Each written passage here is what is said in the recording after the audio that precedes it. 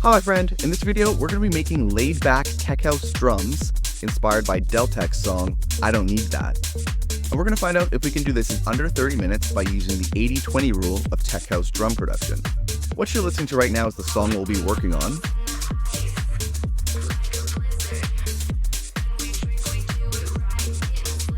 And what you're looking at right now is the Ableton project file that we'll be working on. In particular, we're going to be focusing on this drum group right here, and we're going to be going in order of the layers that actually build things out, so you can follow along when you're creating drums for your own tracks. We'll also be doing a recap of the 80-20 rule at the end of this video, so make sure you stick around so you can apply everything that you're learning here to your own track. Because all in all, it only took about 30, maybe 40 minutes for me to recreate the drums here. And if we pull back and have a look at everything that's going on, you'll see that it's fully arranged, mixed, mastered, and ready to go. And this all took about 5 hours for me to complete. So if finishing songs fast like this is something you'd like help with, I've also made you a free bundle of templates, samples, and special bonuses that I use to completely finish one song like this every single week. Just visit the link that's on screen now or in the description to grab the Ultimate Song Finishing Toolkit for free. And if you want to take things to the next level, you can find a link to this video's project files in the description as well. But with that said, let's jump into this.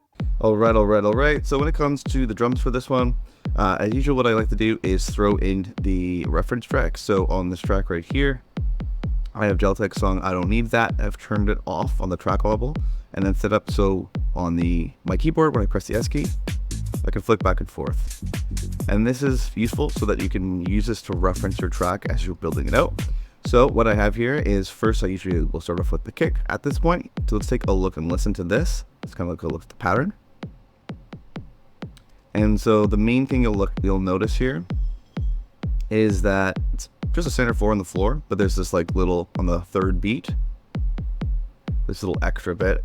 And then usually when you're adding kind of these little extra little accent note kind of things, it can be useful to bring down the velocity a bit so they're not as like powerful as the other hits. So it's just adding a little bit of pizzazz. So let's look at the pattern. Main thing is just flicking back and forth between the reference to make sure that you're kind of getting the same pattern done there. When it comes to the kick like that, it's usually pretty simple. Moving on to the sound design.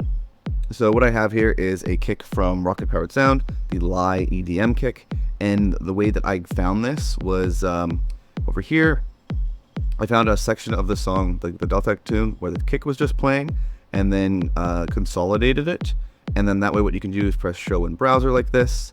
Then once it's in the browser, you can press this little similar sound button and then click through and find a whole bunch of samples that sound similar to the source sound that you've added, which is a really cool feature in Ableton 12 that I really like to do.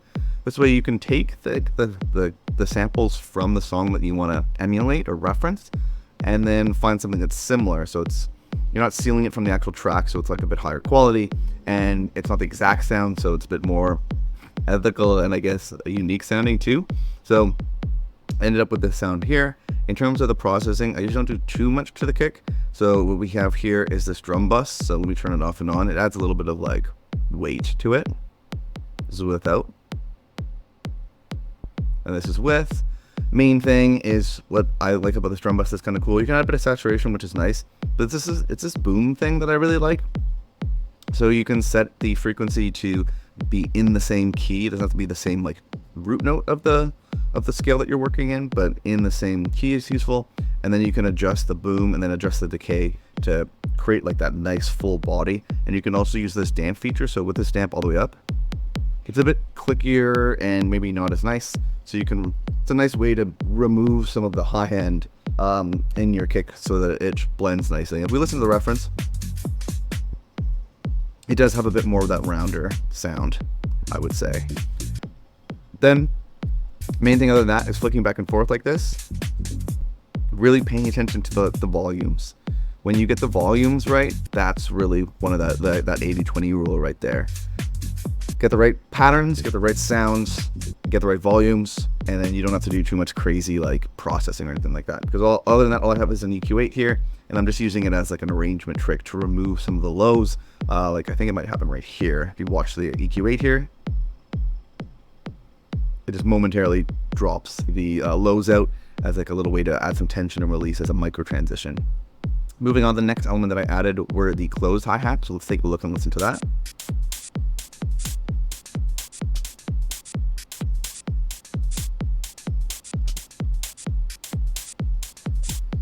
So a lot of like almost like white noise sounding, or like open hi-hat, but like having the tail end cut off sounds with this, with a cool little skippy pattern. So this is a look at the pattern I ended up with.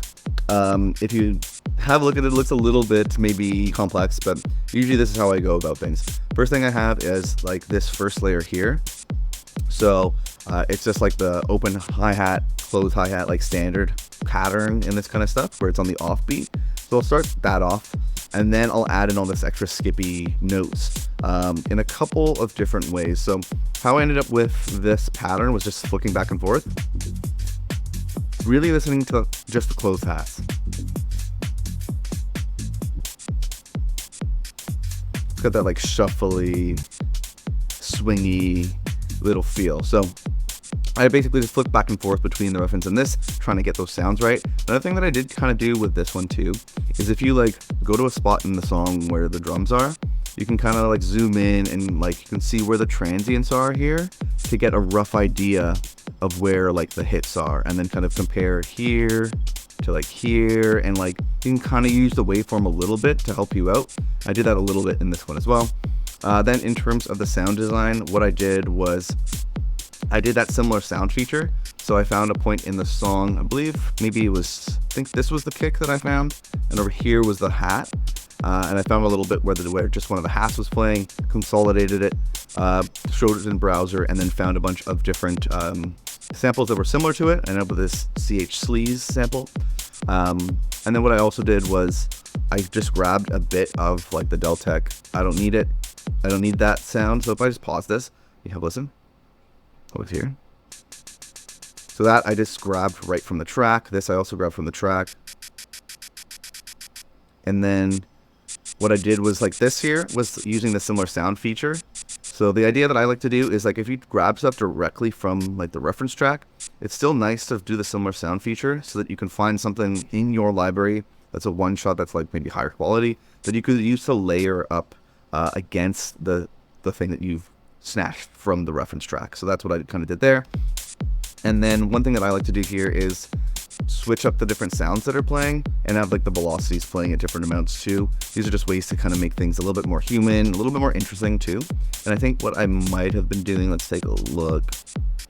Sometimes what I might do is like within the device here, you can see here, this one's panned a little bit to the left. This one's panned a little bit to the right. This one is panned a little bit to the left. So you can use like the internal like simpler device to do some panning, which can be really nice. And then also you will notice here that the volumes are changed a little bit too. So usually the standard volume in a Ableton Simpler device is -12. So you can see here that I've made some adjustments to some of these sounds. Main thing again though is like flicking back and forth, trying to get the right sounds, the right pattern, and the right volumes. So not perfect, but definitely similar. And then also a good thing to do at some point, you want to start taking liberties and making your own creative decisions so you're not fully just copying the track.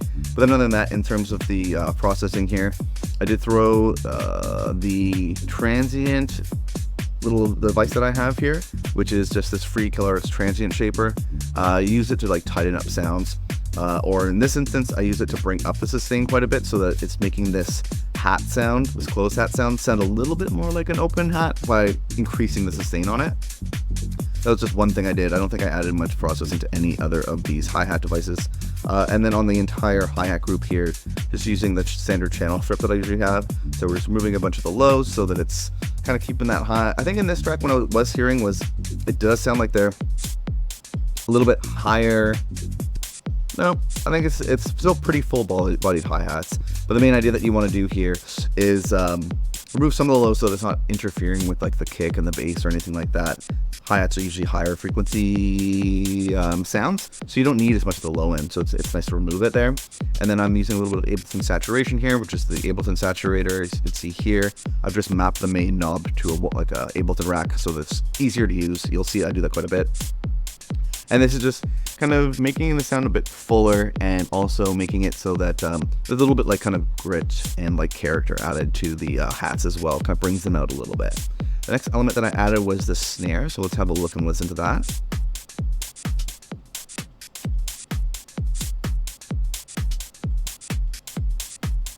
And for this, basically what I did was, it's like the standard kind of snare pattern that you'll normally see in tracks. So it's on the 2, the 4, the 2, and the 4. And then what I usually like to do is I like to have usually I like to have multiple snares. And then what you can do is you're layering them up. When you're layering them up like this, you can have it so different snares are playing at different times. So it's like the same, the 2, same 2, same 2, and then on the 4th something changes. There's a way to kind of keep some movement going and a little bit of humanization and just makes the sound a little bit more interesting rather than the exact same hit at the exact same velocity happening all the time. So that's a look at that. In terms of the sound, I might have did some kind of like snatching from this. I think maybe. Because also another thing you can do is try to find an area in the tune where just the snare's playing, but it's usually going to be overlapped with the kick, so it could be a little difficult. So you might want to like move it onto another track and then remove some of the lows and then consolidate it and then do the similar sound feature. So you're kind of isolating the snare in the reference track a bit more before going through the sound similarity search, or else you'll get a lot of kick drums in it when you're doing that. So in this instance, I'm not sure if I did that. I think I just kind of looked through my samples and then just looked for something that kind of sounded similar by just jumping back and forth, just like that. And then once I found the right sounds that I was happy with, then just a little bit of processing, not much here, just removing a bit of the lows. So you're kind of getting rid of, not preventing any kind of low frequency buildup and making it so that the kick and the bass can shine through. You don't really want like a bass heavy snare. Usually, maybe there might be some weird case where you do want that, but not here. Again, then main thing, making sure the pattern's right, the sounds are similar, and the volumes are as close as you can get it. That way you're building up against a professional track and yours is going to sound professional too. The next thing that I added is this clap. So have a look and listen. So if you listen to it, I'm going to turn it off for a second. It's just kind of adding a little bit of like high end almost to it. This is off. It almost sounds tighter and not as high, and then it's going to sound almost wider and more high end on. And so you can see the pattern is kind of similar on the 2 and the 4, 2 and the 4. In terms of the sound design, I have this this rack here. Actually, all this stuff is usually like the kick, the snare, the claps. All this stuff is in this group, and I just drag the group on, and I'm ready to go. And I have a bunch of clap sounds and snare sounds and hat sounds in these drum racks already that I usually like. So what I did here was simply just like auditioned it by either like grabbing it here and going up and down until I found something similar. But I've also added this drum selector, so you can kind of like move it here. And then that's another way that you can use this to quickly reference. That way you're just quickly like jumping between the different clap samples that you have and then just jumping back like this as you're changing clap sounds to find something that works. So that's how I went about this for the clap sound. Didn't do any similar sound functionality or anything like that. And then in terms of the processing, we're just removing a bunch of the lows, same reason as before, a little bit of saturation to kind of bring out like fill up the sound a little bit, make it come out a little bit more, add a little bit of grit. The main thing is flipping back and forth, getting the volumes as close as you can. And also when you're layering sounds like this, the claps, you kind of want to really listen to how it's interacting with your snare sound. You kind of want them to sound really symbiotic, like they're almost the same. Then usually at this point, once I get the core sounds done, like the kick, the hi-hat, the open hat, the snare, clap, those kind of elements, usually what I like to do, and actually in this case I added the open hat later, but usually what I like to do after that is add in top loops or like drum breaks as a way to kind of add more character and vibe to the sound in a lot of ways. And also like in this track, it's kind of part of the arrangement where you'll see it's just like kick, hat, and snare, clap, and then this additional element comes in as you're going through the arrangement. You'll see here this is the full like kind of intro, and he adds in this cool little bit here, something like this.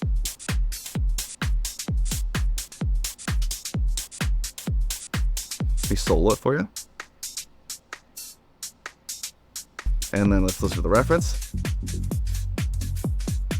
So if you listen to the reference here, listen to all the hats. Now listen to the section just before it. Listen to the hats. And then now the section we're on now. hear how he adds additional hats and almost like a top loop or something like that.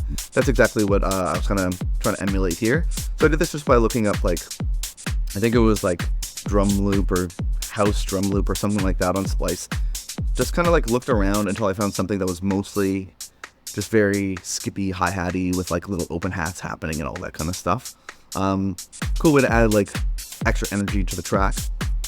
And so I grabbed this and then threw it on there. And then in terms of any processing, just removing some of the lows, a little bit of one knob sidechain. So this is helping it pump and making room for the kick. And then it also gives it that like dancey, pumpy sound. The way that I do it is I have the Ableton Shaper running on at a rate of 1/4, which is usually the kicks are moving on quarter notes like that. And then it's just ducking the gain. So you don't have to add in a compressor and route it and play with all the fucking compressor knobs and shit like that just to get like a basic sidechain pumping sound. This way it's just like a nice one knob situation. Boom, you're done. Then adding in some saturation to kind of bring this sound out a little bit more, add some grit. And then I'm using this one knob width plugin. So what this is a free plugin from Polyverse called Wider, and I've just mapped the main knobs to an Ableton rack so that it's just super easy to use. You don't have to open up the device and all this kind of stuff, and you can just mix as you go, kind of more using your ears. And what this is doing is making it sound a little bit more stereo, so pushing it to the left and right a little bit.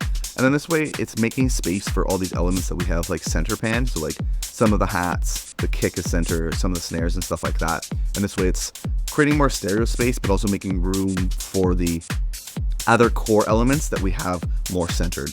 And then other than that, I'm running it into a K-clip. This is not free, but there's a free version. And I'm mostly using this to clip the sound a little bit, so it's adding some headroom, but also without this, if you look on the mixer level here, let me like just turn that off for a second and then have a look. So you can see here, it's peaking above 0. So a clipper is a nice way to add headroom, and it can also be a really nice way to make sure that your tracks aren't going above 0. So you're controlling all the dynamics a little bit more and preventing any digital clipping or anything like that. But other than that, main thing was listening back and forth. And this one, again, it's an additional element. So you really need to kind of like zone in on this one. We're listening to the reference right now. And then listen to the additional. So that's what you really got to try to pay attention to. It's a really like subtle layer, but it's really cool. I really like that they did that. So let's move on to the next one, which I think is probably gonna be a little bit of a shaker loop, but let's have a look and listen.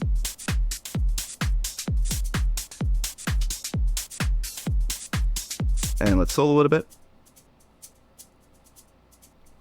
So again, I don't know if there's much of a shaker. Maybe a little bit, but not like a full shaker loop. But I kind of liked the idea of adding more skippiness like this to the sound. And I like the shaker loop vibe. So again, kind of at this point, taking liberties, trying to make it a little bit more original so it's on a super carbon copy. So I found a little cool shaker loop, removing some of the lows, but it's already, most of the lows are gone in the sample. A little side change, so it's pumping a little width. So this is again pushing it to the left and right. And then I was building this out. I felt like my hat situation was still lacking, so I added 2 more additional layers. What I have is this hat loop here, so let's have a look and listen to this. And let's have a listen to the reference. If you hear that like open hat sound on like the offbeat, that's kind of what I was trying to add in a bit more. So have a listen to that. And then I feel like it was throughout the whole track, that open hat sound. I think my track's a little bit louder, but. So I noticed that, and so I actually added it to the rest of the track. Usually I try to do it piece by piece, moving through the arrangement. But in this case, I was like, oh, this needs to be added to the entire drum beat. So I added that in. In terms of any processing, what do we have going on here? We're moving some of the low end here, a little bit side change so it's pumping, and that's about it. Main thing again is the volumes, but at this point I think it's adding a lot more volume, so I'm also a little bit more kind of pushing this into an original territory here. And then the last thing is this open hi-hat sound. Have a look at the MIDI. So it's just on the offbeats. Just went through an open hat rack that I have here, went through the selector to try to find something similar, And then in terms of any processing, removing a bit of lows, tightening it up with this the transient device, and it's just a way to kind of fill out the sound a little bit more. I felt like there was a little bit more open, sustained sounding sounds in their track that I was trying to add in here. And that's kind of look at that. The other thing I do want to mention is if you have a look at absolutely everything here, one thing I did was in the groove, I added in this 40% groove. And so it's a 16th note groove from the groove tool on some of like the main sounds. It's the MPC 16 at the 61 level of it. And what I did is on some of the loops to make it kind of tighten up with the rest of the core sounds that I have. I added on the same MPC 1661 groove, but then adjusted the timing so it's just 40% of the time. So this way, it's also adding the same groove that I've applied to all the one shots here to the loops as well, but not fully. I find when it's full, it can make it sound too off and kind of weird. But this way with 40%, it's somewhat pushing it all together into the same groove and can kind of tighten up the sound a little bit. So yeah, that's a look at that. What we'll do next is go into a nice recap of the 80-20 rule so you can kind of apply everything that you've learned here to your own drums. Before we do that, I want to mention that this video is sponsored by our good friends over at Rocket Powered Sounds. They hooked up particularly the kick drum sound that we're listening to here. What we're listening to is this RPS Lie EDM kick, which is from their Ultimate Sample Pack, which is a sample pack filled with over 1,000 different samples, which is super useful, especially if you're doing like the similar sound kind of feature that I like to do. The more samples you have, the more that can be useful.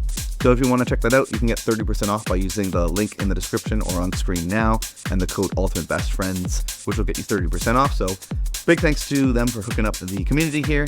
And also, if you grab the product samples, you also get any of the RPS samples included as well, which is really great. So thanks to them. And with that said, let's jump into the 80-20 rule for this one. Hi, my friend, Matt from Best Friends Club here. And if you've been paying attention, then you probably figured out what the 80-20 rule is when it comes to building out your drums. The goal here is to get 80% of the results with only 20% of the time, energy, or effort. And because the first key to the 80-20 rule for drums is to use a reference track, we're making sure that we're effortlessly hitting 80% of a very professional sounding track.